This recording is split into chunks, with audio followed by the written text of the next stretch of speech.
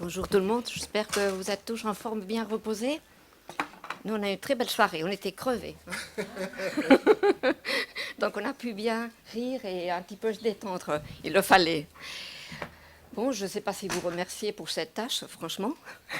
C'est pas une tâche facile, surtout que j'ai pas le don de l'ubiquité. J'étais rien que dans des ateliers. Donc je me base sur des informations que j'ai reçues des autres ateliers. Et un petit peu, j'essayais quand je préparais, bon, qu'est-ce que je peux dire comme retour, un petit peu sur quand nous, on travaille avec des experts, des décideurs, du personnel, tous les acteurs qui interviennent dans une analyse, comment nous, on essaie de faire un petit peu le retour. Donc, ça va être un petit peu frustrant si vous attendez vraiment d'avoir un rapporteur des ateliers, parce que je ne serai pas vraiment comme ça, mais j'aurai quelques réflexions, peut-être aussi pour les ateliers de l'après-midi et pour la suite des travaux. Parce que je crois qu'ici, c'est un moment qui est défini, mais qui devra suivre. Parce que vos journées sont très ambitieuses, mais c'est très bien. Il faut faire comme ça pour avancer. Et en 2 jours, vous ne pouvez pas avoir et toutes les informations, et quelles sont les modifications à faire, quels sont les ajustements, et comment faire plus tard.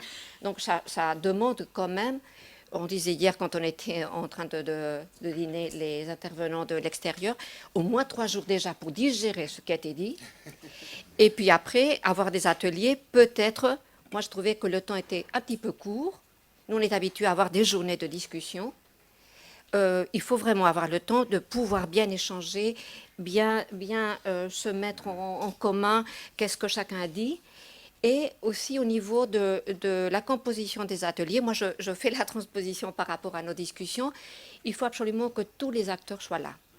Si on n'a pas tous les acteurs, on fait une discussion à moitié ou partielle.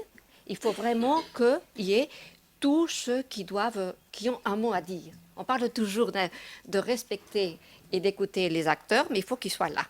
Parce qu'on a tendance à parler sur quelqu'un, mais pas avec quelqu'un. Alors, j'étais contente de savoir il y a des familles, ça c'est indispensable. Il y avait quelques jeunes, à mon avis, pas beaucoup. Il y avait énormément du monde associatif, ce qui est indispensable.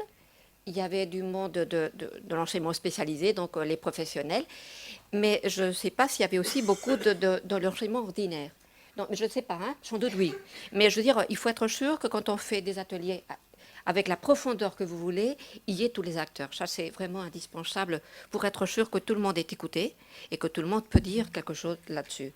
Donc, c'est quelque chose que nous, dans lequel nous, on a toujours cet intérêt. On ne le fait pas toujours aussi bien qu'il le faut, mais après, on voit les conséquences.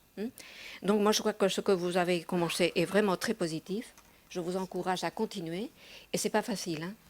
Donc, ne pensez pas que c'est facile. Et surtout, il ne faut pas penser qu'après un atelier ou des conférences comme ça, vous aurez des recettes. Et donc là, le transfert, comme vous dites, ça n'existe pas. C'est un échec total. Parce que chaque pays a une situation, un moment au niveau d'éducation, et on ne peut pas dire, zut, ce que ce pays a fait, alors là, moi, je vais faire exactement de même, parce que ça n'a rien à voir. Ça n'a rien à voir, et donc ça, c'est copié mal fait. Donc il faut assumer, réfléchir, et puis après voir comment nous, on peut faire, compte tenu de nos conditions et nos circonstances. Moi, j'aurais peut-être une petite remarque à faire au niveau des ateliers, très personnelle. Vous adorez les acronymes.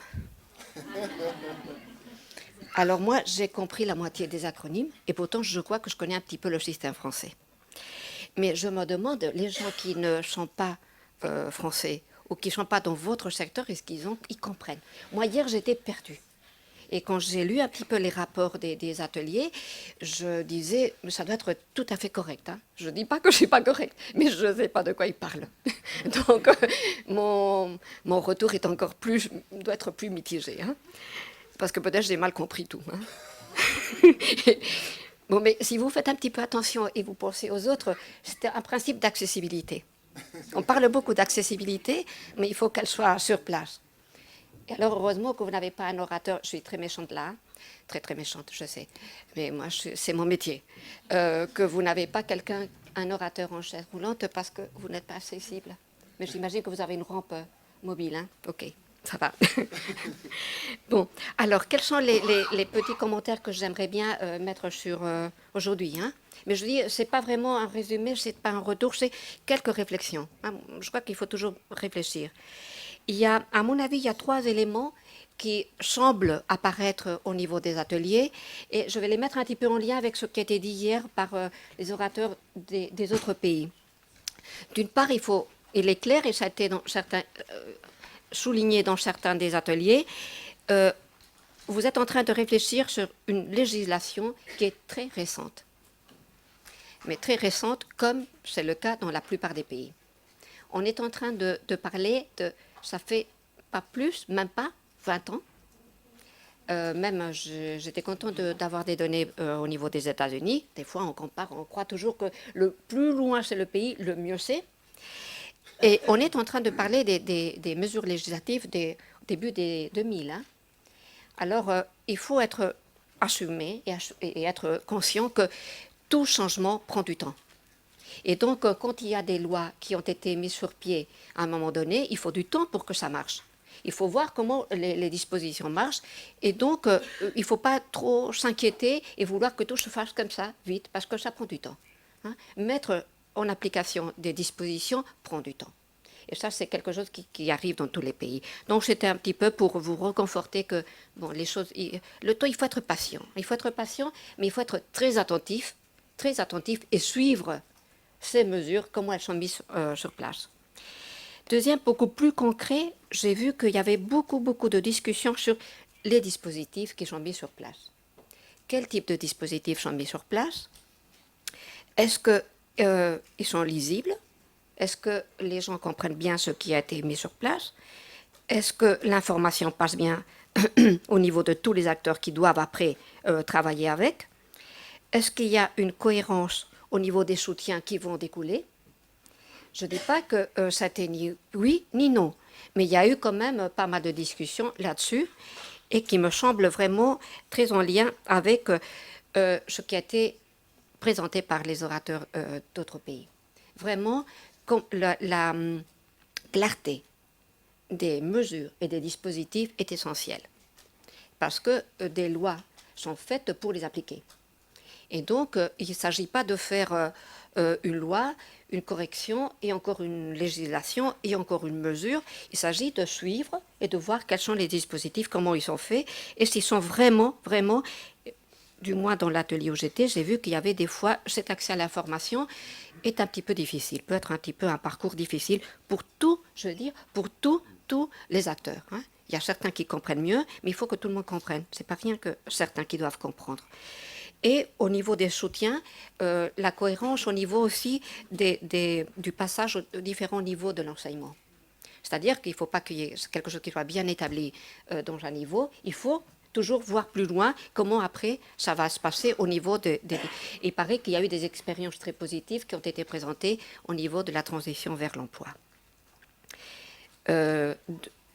Troisième point, et c'est le final, parce que je crois que là, vous avez intérêt à écouter les autres gens plus que moi, il y a eu beaucoup de discussions sur la formation.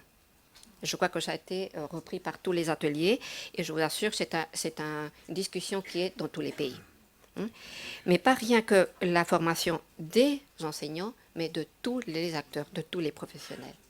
Parce que, comme je dis, c'est comme si un atelier, il n'y a rien que des parents, ça ne sera pas un atelier sur l'inclusion, ça sera l'inclusion vis-à-vis des parents. Hein. Il faut vraiment que tout le monde y rentre.